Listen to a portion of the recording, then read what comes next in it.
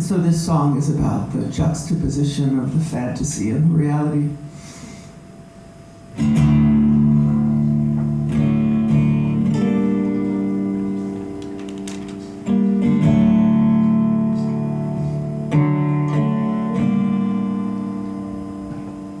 I'm caught,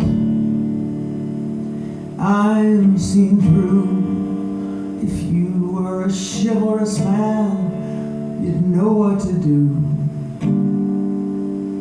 You're a sad prince, you're my most humble pie, and under serious oath, you're my sweetest lie. I had a dream that you danced just like Fred Astaire. I sat and watched, leaning back as you glided on air around me, and I do everything you want. Look what you've done. I'd be a game that you play. I'm much too easily won. I'm too easily won.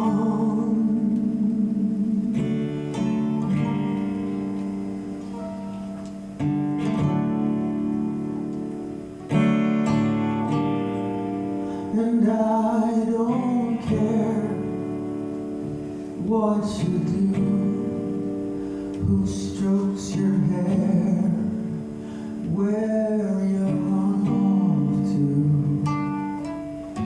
Bill Street tonight, twinkling like stars.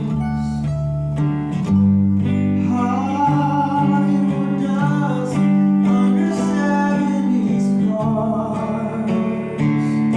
I miss you, and I do anything you want. Yeah, look what you've done. I'd be a game that you play. I'm much too easily won. I'm too easily won.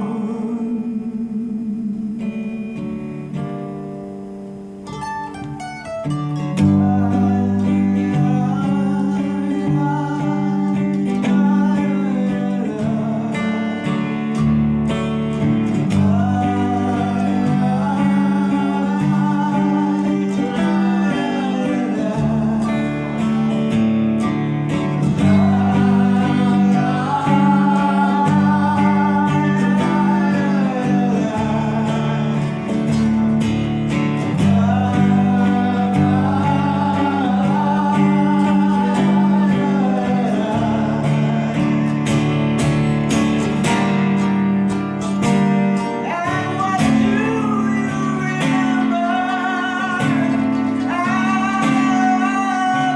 too much sweet wine? That you woke up hungover, or that you had a good time? Well, I had a good time.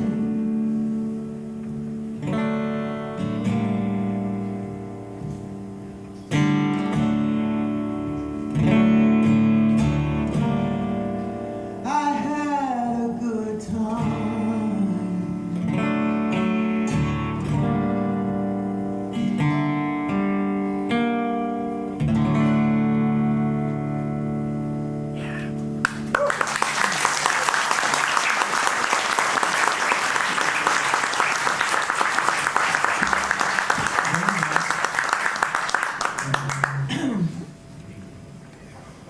I just remembered something. I keep on remembering things while I'm doing the songs, about writing them or recording them.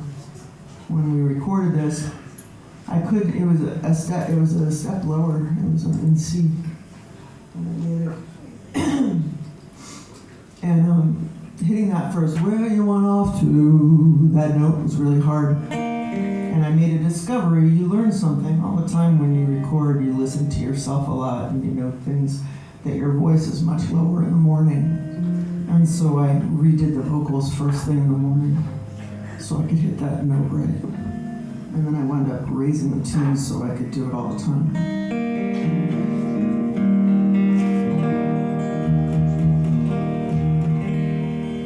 All right, this song, some of you may know it was a little bit of a hit in the Netherlands. It's called Love Gets in the Way. And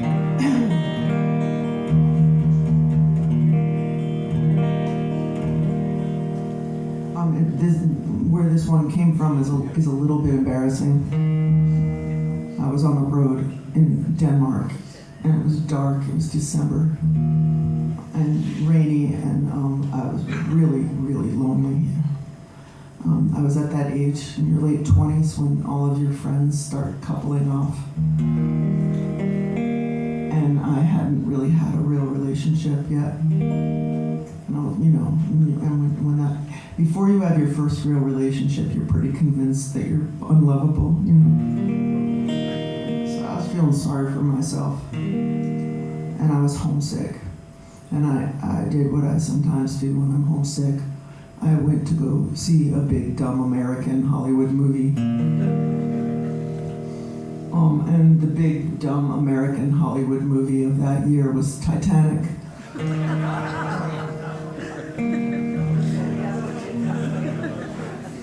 And I walked out of there, and I was feeling even more sorry for myself.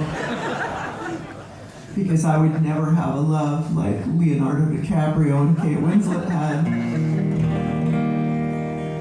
So I'm walking on the cobblestone streets, and I was thinking, I just wanted somebody to just upend my life, to make a mess of my life.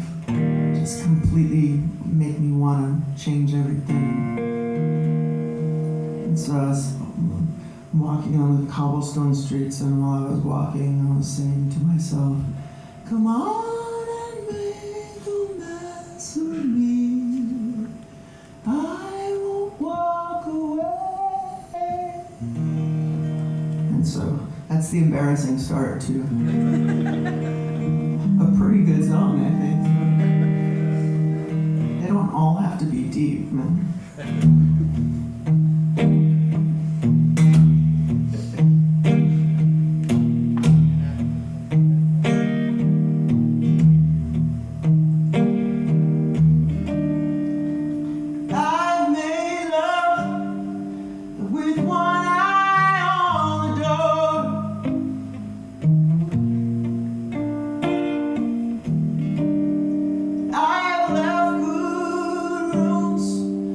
Nothing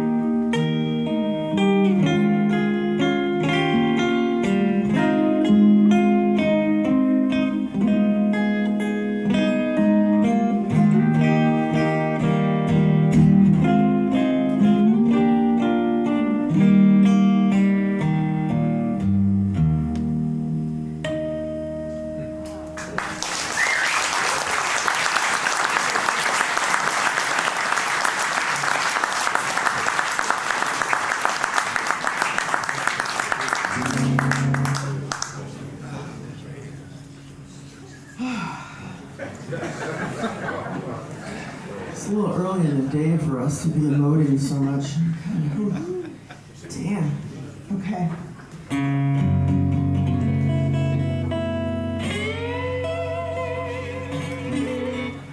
This is the song, as I said, the record was remixed and remastered. It sounds really good. Like, it sounds the way I want it to in my head. Randy, our producer and engineer, he kept as true to the original as he could. He didn't fix things that were broken. But this song, Richie Havens was the guest vocalist on the song. And I had toured with him for years. And Randy, when he was cleaning up the tracks to remix, he found a bunch of takes of Richie improvising at the end. And we hadn't heard his voice do new things in our ears since he died. And so we extended the song by almost a minute to accommodate some more Richie Havens.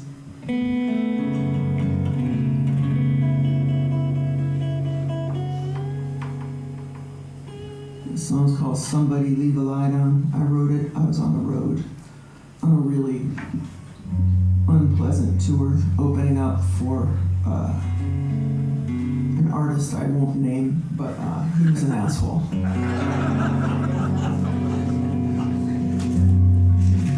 He was bitter. He thought he should have been more successful.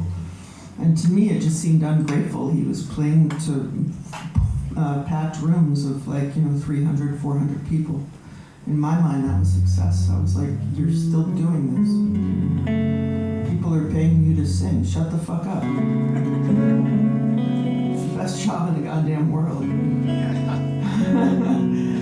And while I was on this terrible tour with this bitter man, I found out that Jeff Buckley died. Now, Jeff Buckley is one of the bigger influences on that particular record. I was listening to him constantly while I was recording it and while I was writing some of the songs. And so I was just thinking, I was so sad about losing Jeff Buckley, whose music I was looking forward to hearing for the rest of my life. Such a shame. And I just kept thinking, well, why don't you take this guy? He's not doing anybody any good. There you go.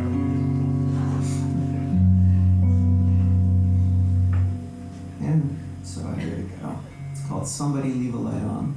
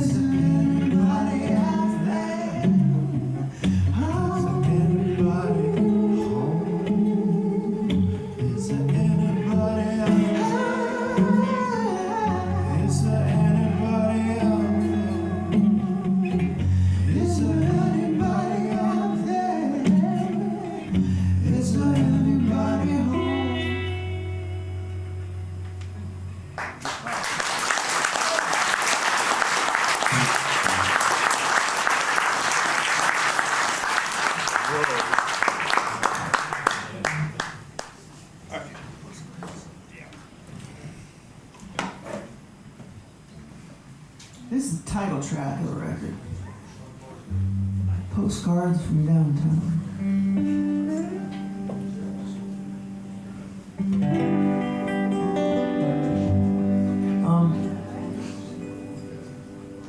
The name Postcards from Downtown came because there used to be these, back in the days before the internet, usually on the cigarette machine, another anachronism. On the cigarette machine in bars, there would be, and on the Lower East Side in New York, in the hit neighborhoods, there would be this rack of free postcards. And the postcards would be usually advertising like art shows. Like they usually had really beautiful art or some kind of cool design on them. Advertising art shows or music shows or some kind of event. But on the back they were postcards, so we actually used them as postcards. And I had this idea that there should be like, I was thinking it was going to be initially the cover of the record actually, was that, all the terrible boys that all these songs were written about, these doomed romances, that I would have a photograph, a postcard of all of the front doorways of the buildings that they lived in New York, and it would just be like a rack of postcards from downtown.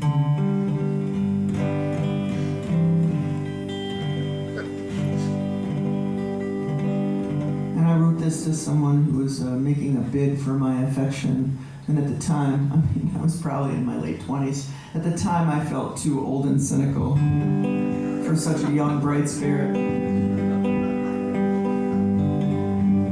Which is hilarious. I was a baby. But this was my warning to him.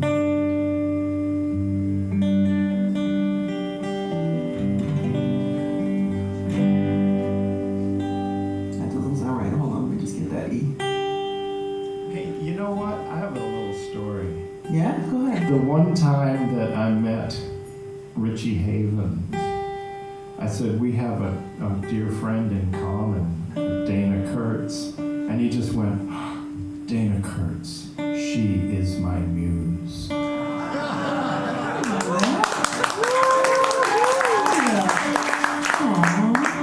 I never told you that.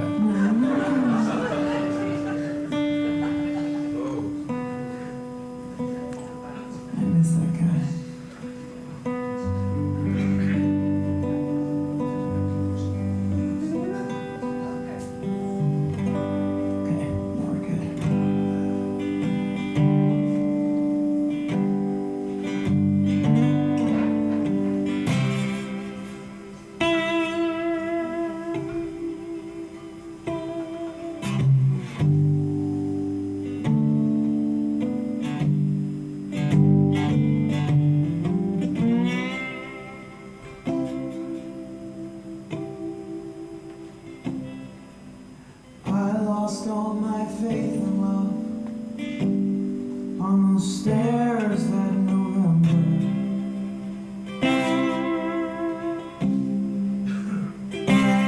I knew it meant a lot at the time.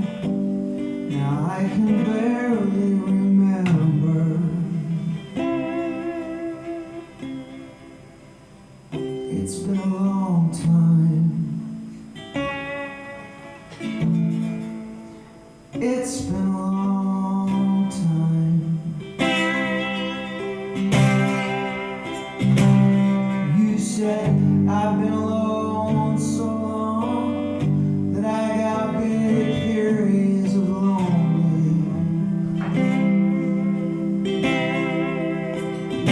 You told me I'd drag them all over town just to look occupied.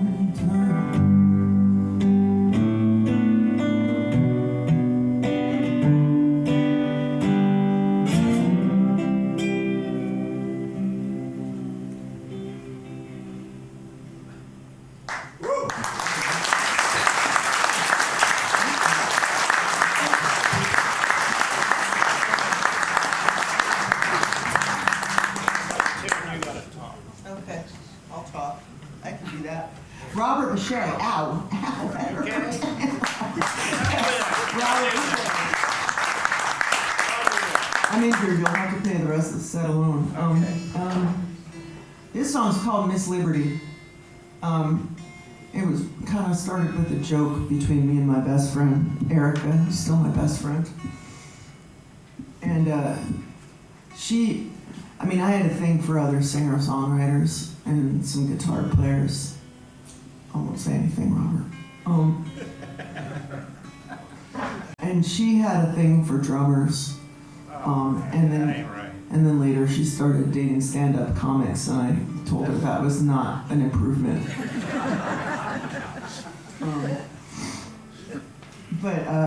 So I imagine us as a kind of like, I imagine us as like the Statue of Liberty,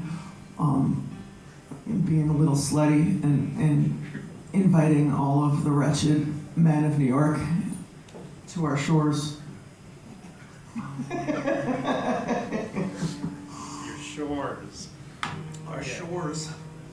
How we doing? Yeah, I think that's all on that song. I don't have anything more. What? No. You need more. Is there more? I'm almost done. But You're almost done. Come on.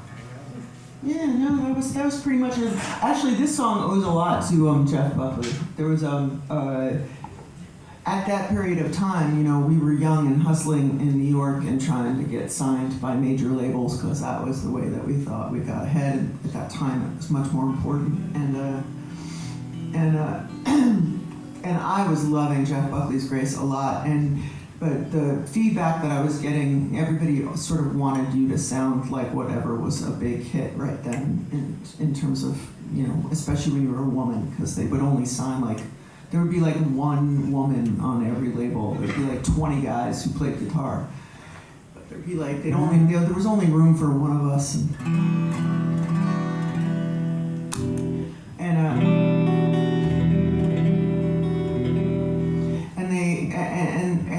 And what was happening right then, I think, was stuff like Sean Colvin and Suzanne Vega, and they were much more feminine than I was. I was sort of had this big, strange, loud voice, and I was loving Nina Simone. I was wanting to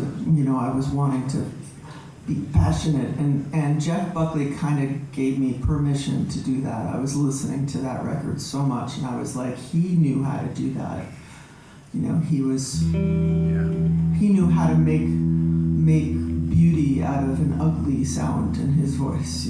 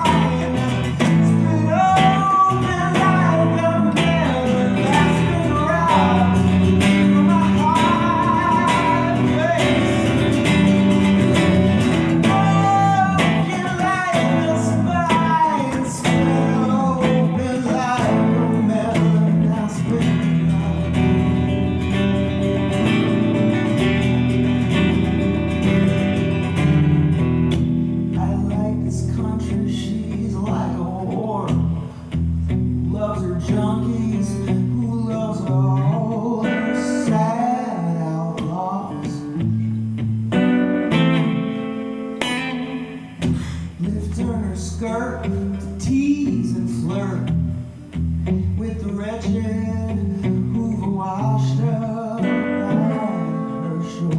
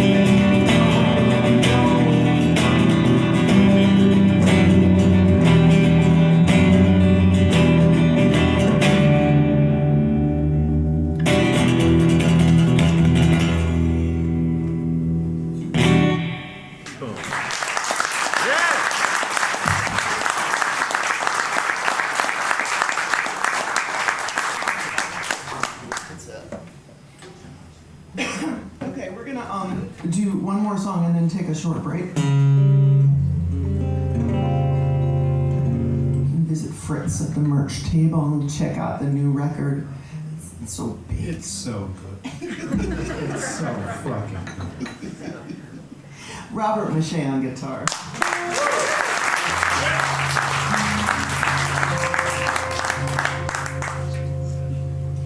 Now this is about a lover who wasn't an asshole,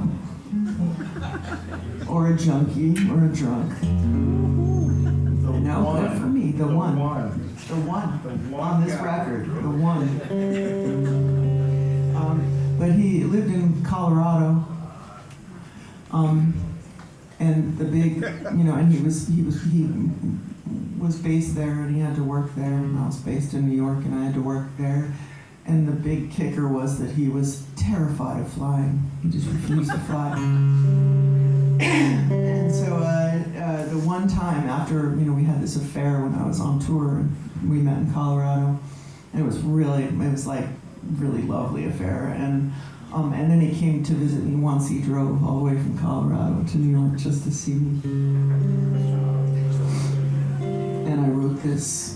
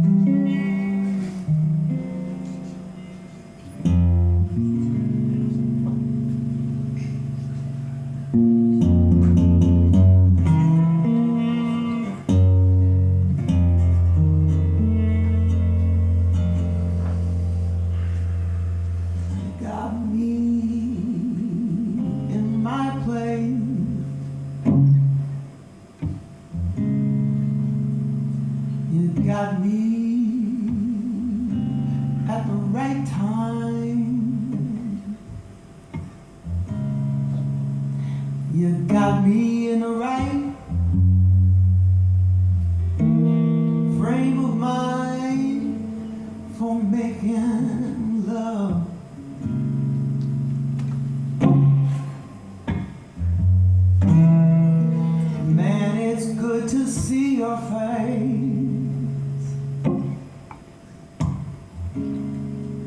'cause I've been living out the suitcases. You know you were the last good taste I've had of love.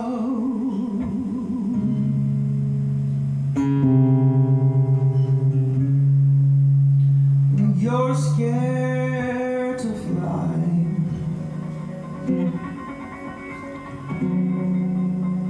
and I'm scared to land.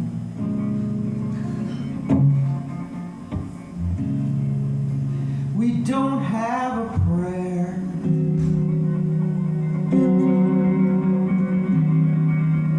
and we don't have a plan, but I don't care.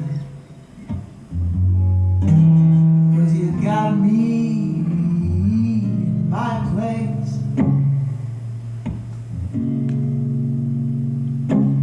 You got me at the right time. You got me in the right frame of mind for making love.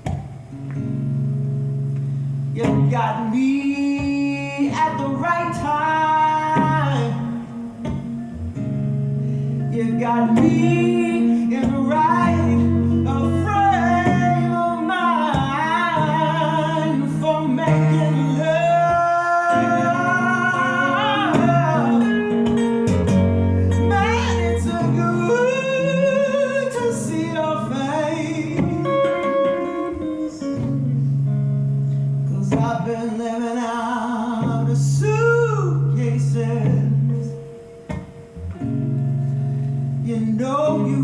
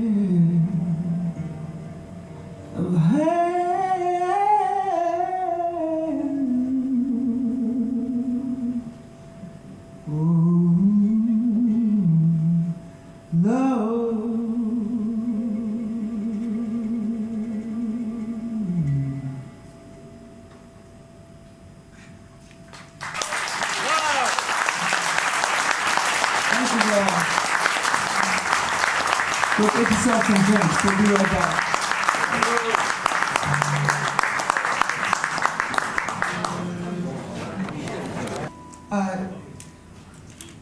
This song was written about a friend of mine. His name was Malcolm Holcomb. Does anybody know who Malcolm? He's an Americana songwriter. Lucinda Williams was a big fan. Steve Earle was a big fan. He was really gifted and very unique. Nobody really sounded like Malcolm.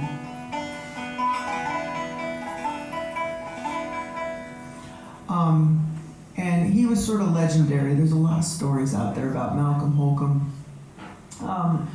He was an addict for a good chunk of his life. I did not sleep with him. We were just friends.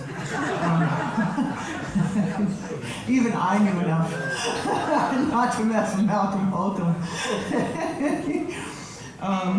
But he was from Western North Carolina. He was from a very poor family, kind of violent, very trailer trashy kind of family.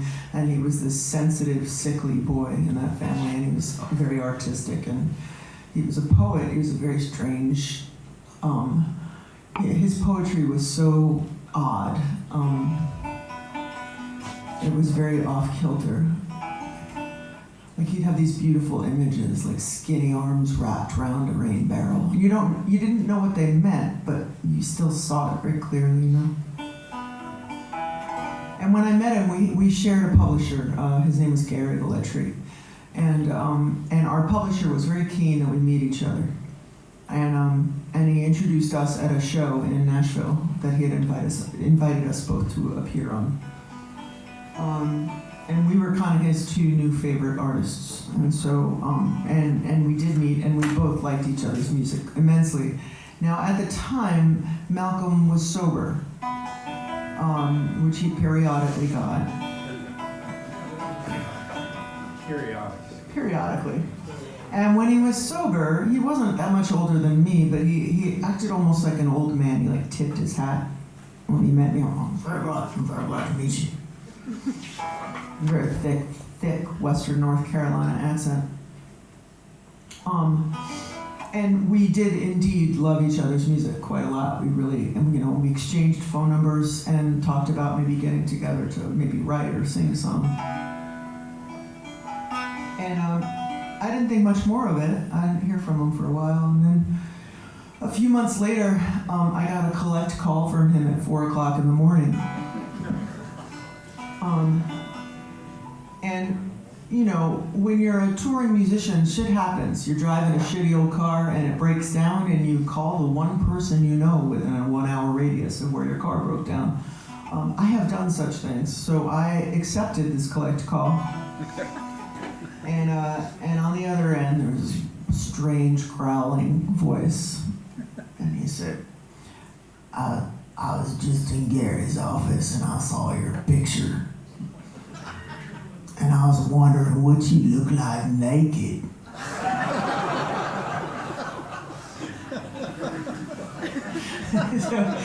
So I met the other Malcolm. Now, he's a very Southern Gothic character. Like, he had an angel and his mama and Jesus on one shoulder, and he had the devil and a bottle of whiskey and a crack pipe on the other. I mean, he blew his, he had a deal with Geffen Records. And he blew it because he spent his $20,000 advance on crack and prostitutes in 2 weeks. And then he was strung out and he needed more crack. And so he called up David Geffen and demanded more money, and then got dropped. Legendary story of Malcolm. So he was one of those guys who's like, he kind of fucked up his whole career. He could have been like pretty big, and instead he wound up being pretty small, and small time. Nobody would give him a driver's license. He needed a girlfriend to get him from gig to gig. And so we remained friends anyway.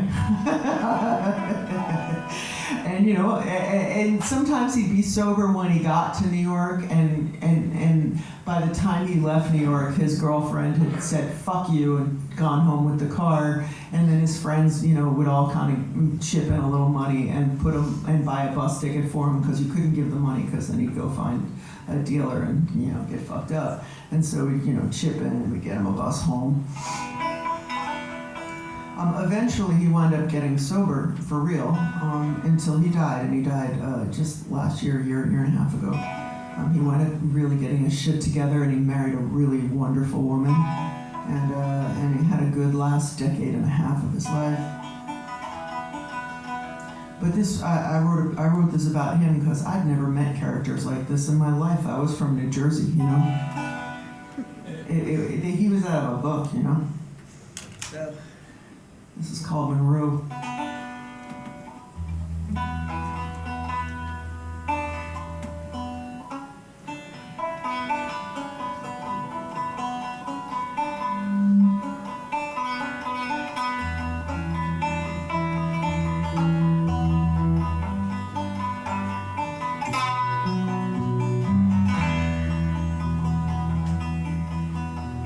Monroe's gone round the bend again, may never make it home. When he arrives, she almost always lets him in. And talk about shit. Sorry, let me do this again. Okay. Let me get this a little closer. Okay. Better? Yeah. Okay. You all right there? Yeah, this is my first time playing it on banjo, so. It's Sunday. Pray, everybody. Yeah, everybody pray.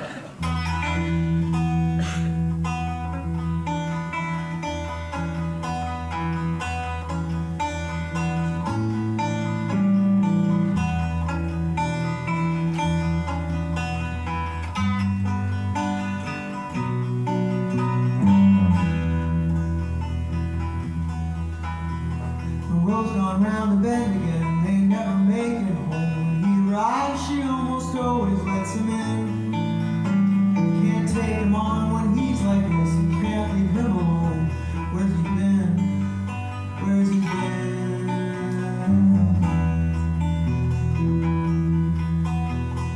Last time that I saw you, I thought you were doing fine. I was broken coming down from New Orleans. We talked about the business, what they do to you this time, and we try not to complain, but we complain. They break your heart again. They break your heart again. Now he's burning all his bridges. Now he's skipping across the water like a smooth fat stone. Now he's scratching close at each chest. Now he's slurring on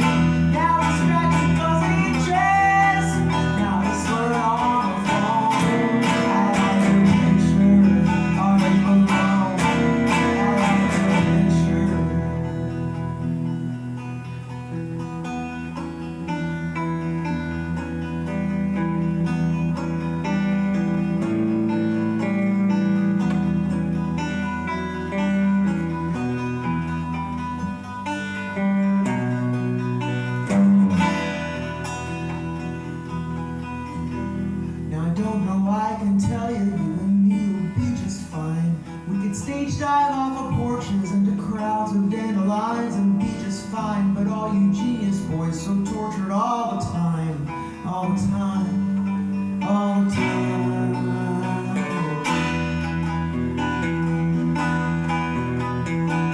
Now he's burning all his bridges.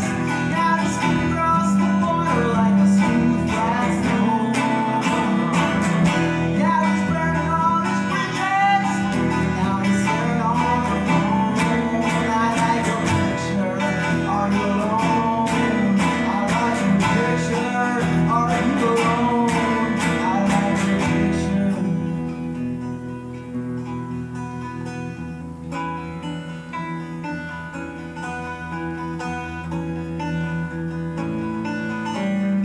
World's gone round the bend again.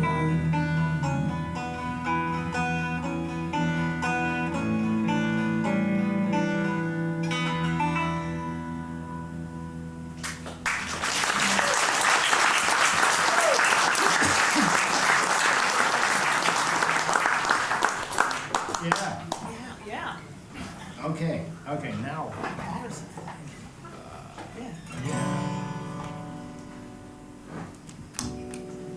All right.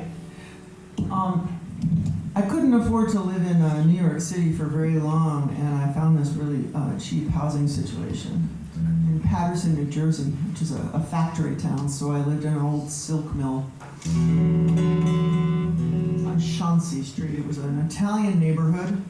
It was a mafia neighborhood. The whole city itself was run by the mob, and most of the area around it. And the big guys lived in the town next door, Wayne. And both Paterson and Wayne were where a lot of The Sopranos was filmed, because it was based on those guys. So, Those guys. those guys. Those guys. But the mafia that was in my neighborhood were from Italy. There was like a men's social club. So it was like the Napoli Club and the Roma Club, and the guys who were from Roma belonged to the Roma Club. They weren't fighting, they were just hanging out, drinking espresso, really. And William Carlos Williams, the poet, had written a poem about Paterson that was rather famous modernist poem. And it was an extended series of vignettes. Some of it was about the history of the town. Now, the history of the town was interesting because it was the first industrial revolution city in America. It was the first factory was built there in something like 1789. It's pretty early. There was the Passaic River ran through the town, and there was a big waterfall. It was the second biggest waterfall east of the Mississippi after Niagara Falls. Very big waterfall, 75-foot drop. And the Passaic River was heavily polluted. It was a very industrial area still. You could tell, William Carlos Williams wrote about this in his poem as well. You could tell what color dye was being made in the dye factory because they would just dump the extras into the river, and the river would be a different color that day. And like we learned not to open up our windows without like an air conditioner fan that had a filter in it, because you could see the color of the dust was a different color sometimes with the dye factories. Yeah, there was no regulations still, even when I was living there. Very corrupt town, like top to bottom. Always has been, always will be. And it was just it was very sad. It was it was a factory town, and factory towns were still pulling in immigrants because the rent was really cheap because it was so broke. But there was no work anymore, not since World War II had that town seen a big influx of work. And so there was all that kind of hopefulness that immigrants bring to a community, because immigrants are looking for a better life, and they're very ambitious for their children, and they work really hard. And then there was all the sadness of a really broken down factory town, and lots of burnt out buildings and crack houses. And so William Carlos Williams' poem interspersed bits of history of the town with bits of his own life and made them one. like the history of the town with the history of meeting his wife and the history. He would tie things together, and so I wanted to write a song like that. Allen Ginsberg was born and raised there, and he said that Patterson was a big sad papa in need of some compassion. And I was sort of a little sad mama sitting alone in my apartment crying over some boy or another. So I decided to combine the sadness of the town and the sadness of my life at that moment. And after I finished the bulk of the tune, I knew I wanted to write a little bit in Italian to honor the Italian part of my neighborhood. I wanted to write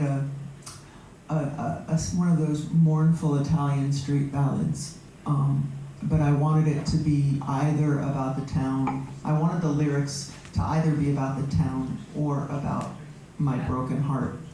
And so I screwed up my courage, and I brought a bunch of lines that could have applied, like, "Oh my heart, I'm dying, but you don't see me," is wound up being what I used.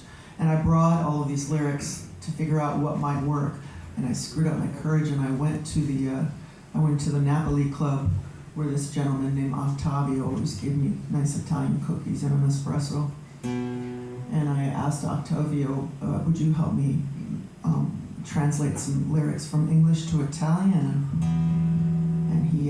And he said sure, and he was helping me. And then he started, and then somebody else saw what he was doing and asked what he was doing, and then suddenly I was surrounded by old Italian men who were arguing over the best and most poetic way to say the lines. And so when I got what I thought I needed to try to figure out what lyrics I would use for the end, he took me aside and he said, "This is a very sad song." And I said, "Yeah, it is." And he said, "Is there somebody giving you some trouble?"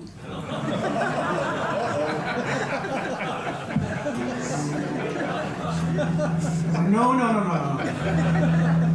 I'm mad at them, but not that mad.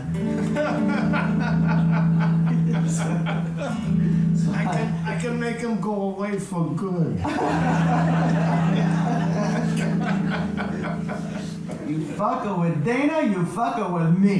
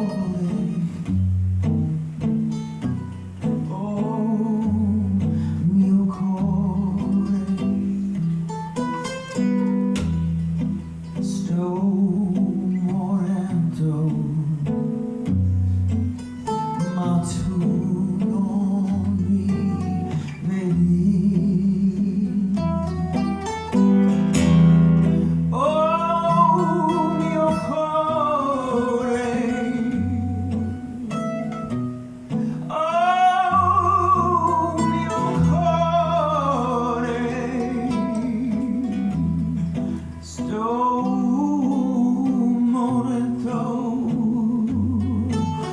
ma tu non mi vedi andare.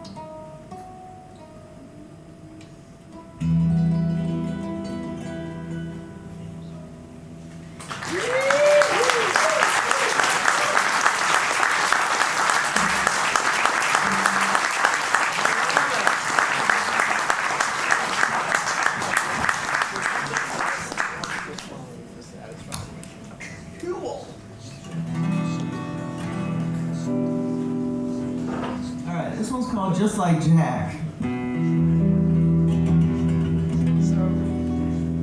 could you also explain to me, like, who Jack Kerouac was? Because I really don't know. You don't know who Jack Kerouac Well, was? not very well. Do you know who Jack Kerouac was? Nope. He a poet? Okay. He grew up in Hong Kong. He didn't get a lot of the same references that I did. Jack Kerouac wrote On the Road. Apparently, flying on Dexedrine speed. And I think he put a roll of paper through so he didn't have to pause while he was. It might be apocryphal, but he just he put the roll of paper, an entire roll, rather than sheets of paper, and so he didn't have to stop, and he wrote it all in one go. Kind of stream of consciousness. Wow. And it was about kind of true stories of his adventures on the road in America and Mexico with Dean Moriarty, with a character he called Dean Moriarty. So was there really a Dean Moriarty? I can't remember if Dean Moriarty was a character name or Dean Moriarty was the real guy and the character in the book was something else. Okay. Sal Paradise was another one in the book. Karaoke was his name. Dean Moriarty was his actual name. Okay. Thank you. My father too. And Sal Paradise was the character that Dean Moriarty was in the book, maybe? Was that it? Maybe? God, I read that book so many times when I was a kid, and I can't remember. I loved this book, because it was about two crazy, wild artist types who wanted to feel things. They wanted to feel their hearts exploding with joy and love and sadness. They wanted, you could tell it was like this rebellion against what post-war America was, which was wildly conformist at the time, the late 40s into the 50s. And I identified with them a lot because, the 60s had passed me by and the 70s mostly passed me by. I was a kid.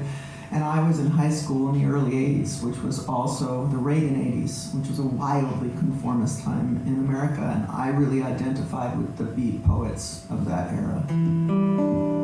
I, too, felt a lack of depth. And so I feel like On the Road, I read it a lot when I was a kid. I was really influenced by it. I think it's one of the reasons I chose my life as a touring artist. I wanted to be a troubadour, I wanted to travel around and find what was left of the real America and have great adventures and write about them. And so I picked up the book again when I was living in Patterson, feeling also connected. Allen Ginsberg was one of the beats, and he was from Patterson. And so I picked up the book to read again in my late 20s, early 30s, probably my late 20s. And instead of identifying with all of the characters that I had modeled my life after, I was identifying with all of the women that these guys were fucking and leaving behind during their adventures. Because, I mean, most of them weren't even given a name. Like, they weren't even given that dignity. And Dean Moriarty character also casually mentions his old lady and a kid back in San Francisco. And as an adult woman at that point, I was like, are they eating? Are you sending them money? Like, you asshole. Like, you know, and I was thinking about what it would be like in the, you know, this book was written about a period of time in the very late 40s into the early 50s. What it would be like to be a woman in a small town, say in like Oklahoma, and to have this wild-eyed, crazy guy come to town and sweep you off your feet and say whatever he had to say to get you into bed, and then leave.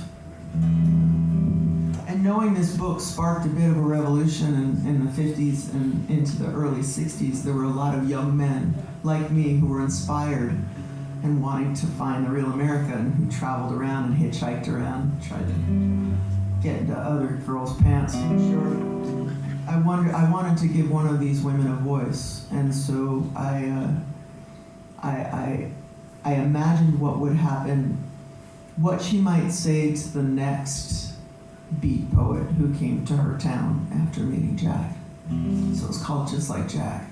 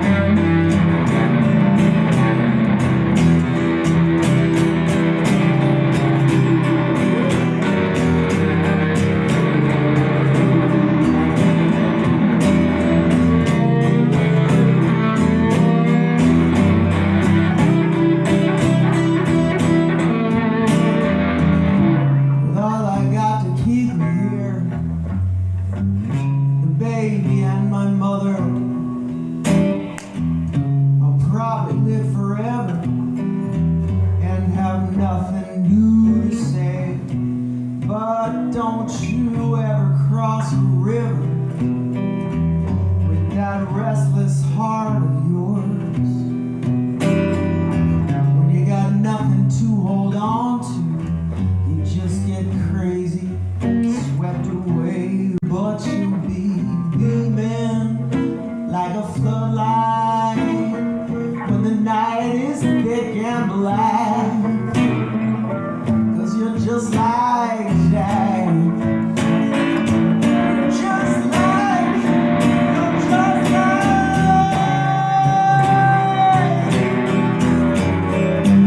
Just like Jack. Just like Jack.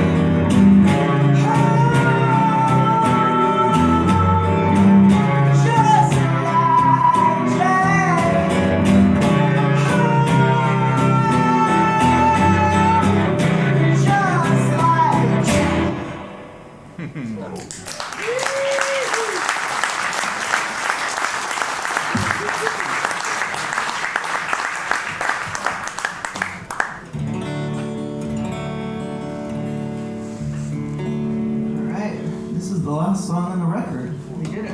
Okay. It's called Satisfied. There's been a couple times in my life that I thought I might have to hang it up in the music business. This was the first time. This was I hit the ancient age of 30.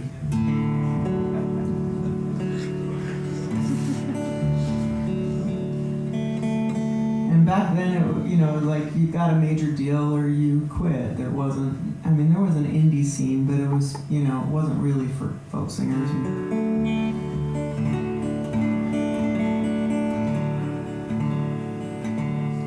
And so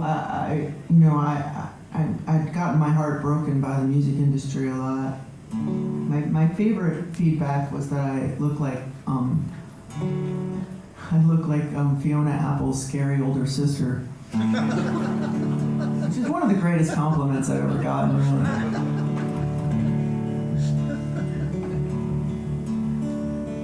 But at the time, you hit 30 and you were a woman, you weren't getting signed to a major. You might get an indie deal. And I was like, oh, fuck, okay, it's over. Maybe I gotta figure out what the hell else to do. I don't know how to do anything else, but we'll see. And so this was kind of my farewell song. And around that time, Randy, who wound up producing the record, he had a little home studio in his basement. He said, just make the fucking record in my basement. Fuck those guys. You'll sell it. And then just out of, I sent it around to indie labels and a little indie label in the Netherlands, in Wageningen, loved it. It's a now defunct label, but they're called Munich Records, and they put out the record, and it wound up being a little bit of a sensation, and it gave me a career. So I'm very grateful to your people. So thank you.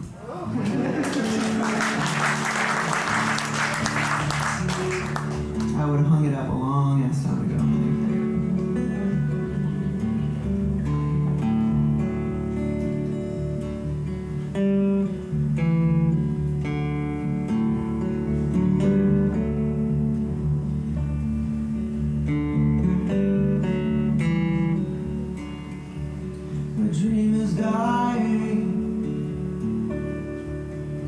So comfort me tonight. The clock is lying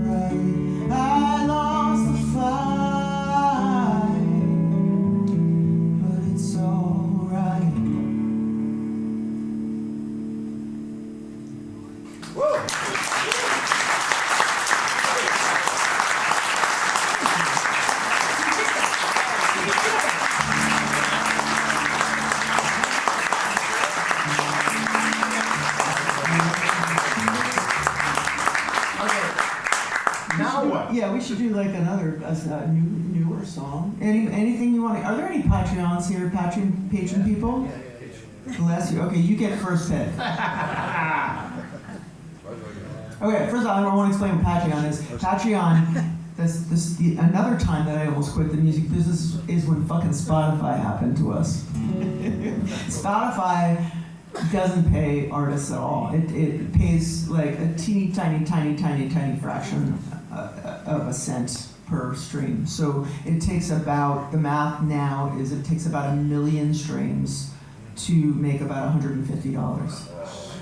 So publishing used to keep us alive. Touring has always been, maybe break even, a little better than break even if you're lucky. So it kind of killed the publishing industry. It killed our income. And so when you buy CDs and vinyl, that was our money on the road. That was what we came home with. So when people buy fewer bits of merchandise, we were lost. We were kind of fucked. So Patreon is, basically I ask people who mostly stream their music that if they find some artists that they really love that are independent, that you join their Patreon. I guarantee you they have a Patreon. It's patreon.com/their name as an artist.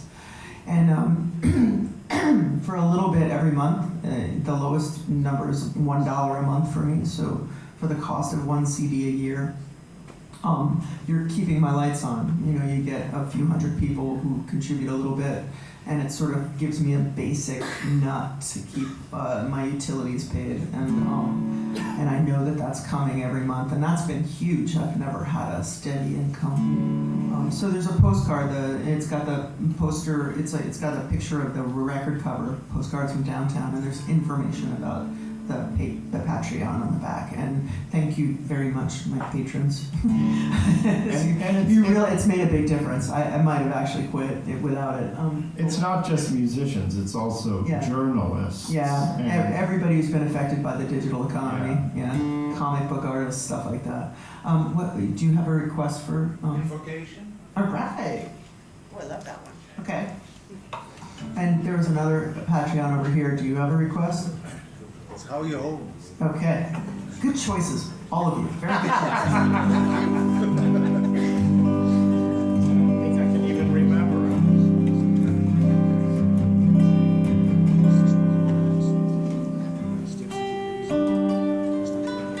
Now we usually open up shows with invocation.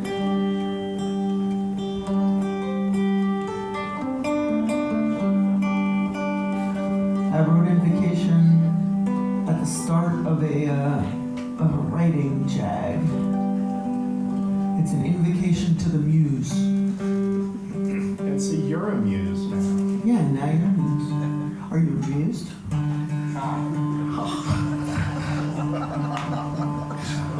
I'm hilarious. I'm gonna laugh a minute. Where's my guitar tuner at, man?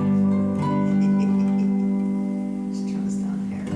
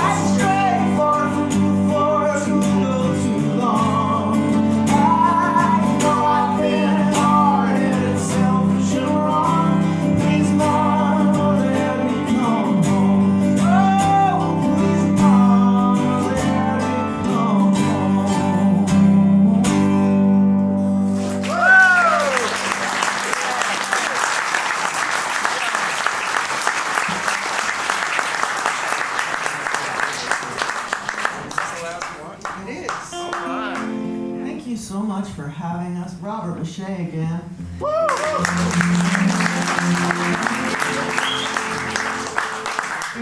I feel right at home in this building when I found out it was a kringloop. Because I love kringloop. I actually have a kringloop app in my phone. Because I bought so much shit in your thrift shops, man. Woo! And I'm walking around going like, oh man, if that was for sale, that chandelier, I would buy that shit so fast. And be like, oh, it's light, it's like plastic, you know, and be like, oh shit, I could pack that in my bag. Look, there's a matching one. There's a matching one over there. It's so cool.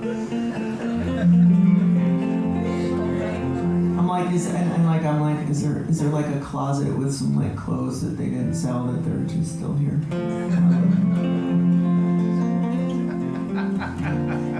Thank you so much for spending your Sunday afternoon with us. Y'all Thank you are for beautiful. You're gorgeous. And thank you for supporting live music. Thank you for being here.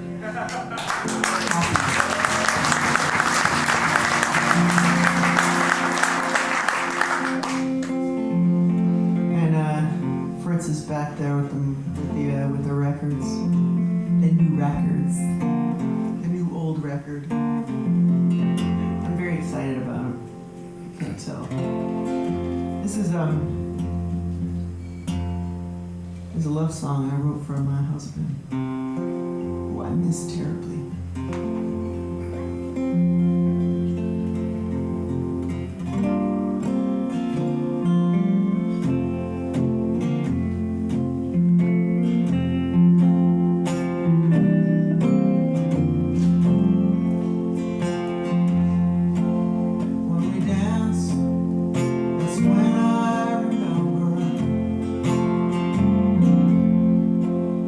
All the ways you can spend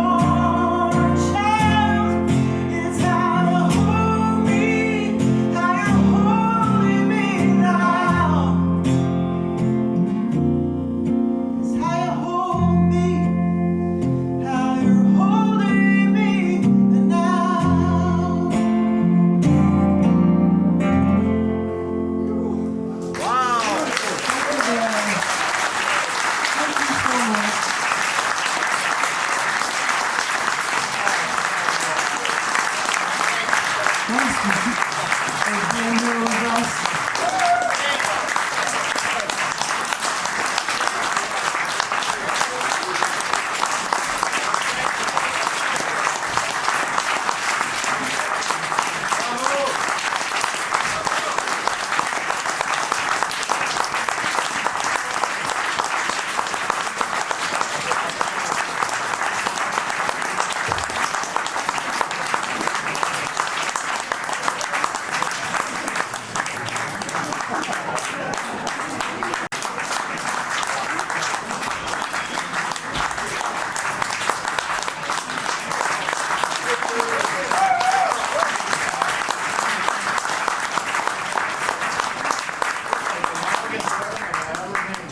I know.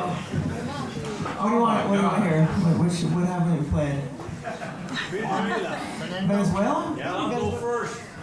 If I go first? Y'all want to spend all afternoon here? All evening? We'll just go till 10 at night, something like that? That'd be great. Okay. They serving us dinner?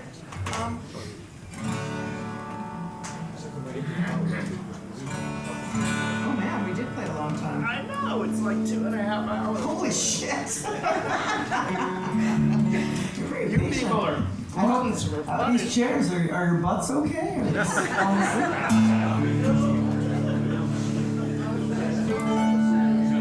Alright, Venezuela, about a dream I once had. As always, the part of Fernando will be played by Robert Mache. Oh, no way.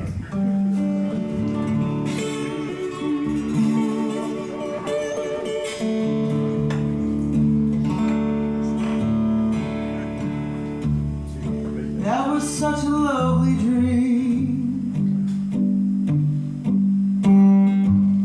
The streets were golden in the sun. I'd never been to Venezuela, but my family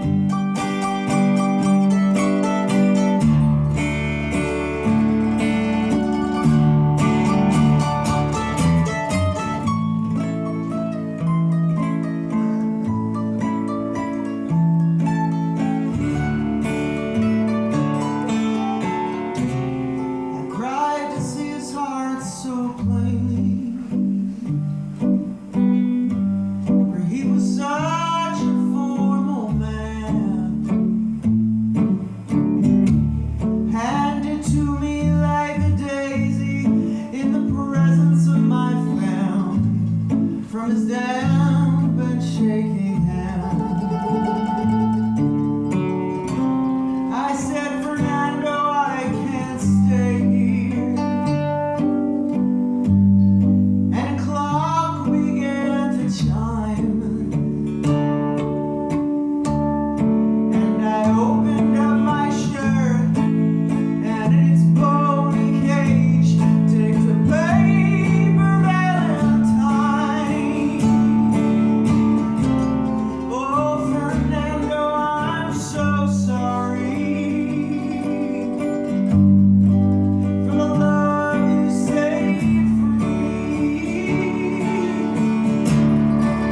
My heart's locked forever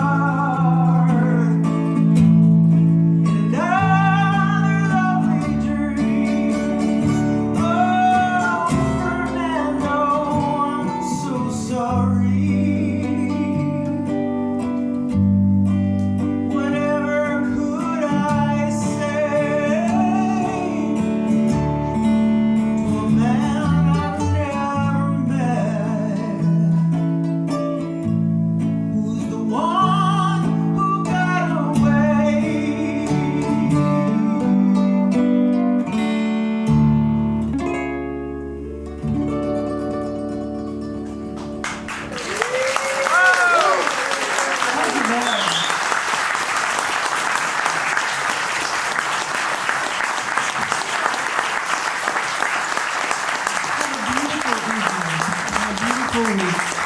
I'll see you at the bar. Yeah, we'll see you at the bar.